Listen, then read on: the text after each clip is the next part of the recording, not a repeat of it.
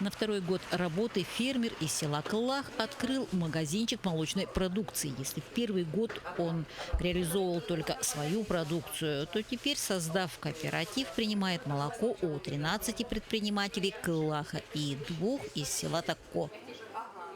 Второй год уже работает молочный цех. В прошлом году перерабатывали только собственное молоко, и нам удавалось быстро сбывать нашу продукцию.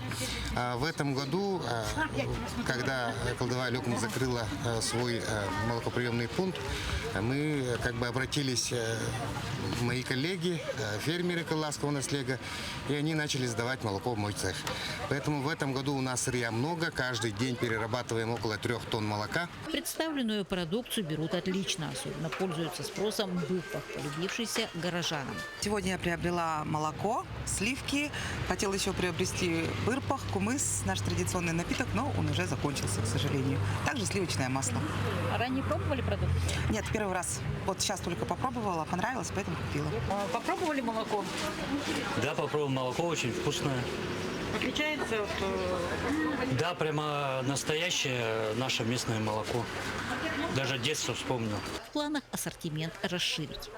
Сейчас, конечно, в магазине представлен ограниченный ассортимент. Это в основном 3 вида масла, плюс сливки, молоко. Но на днях планируем запустить в производство йогурт, кефир, бырпах, творог и чохон, так называемый якутский национальный продукт. Главная проблема – недостаток мощностей электроэнергии.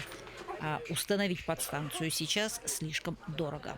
Ввиду того, что электроэнергия у нас ограничена, приходится нам продукцию выпускать чередуя.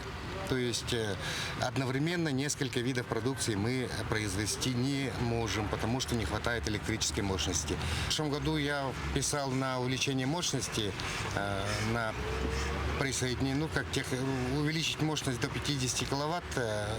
И, конечно, да, они предложили поставить отдельный трансформатор, и цена была там за 1 миллион. Таких денег пока в начале деятельности у нас нет.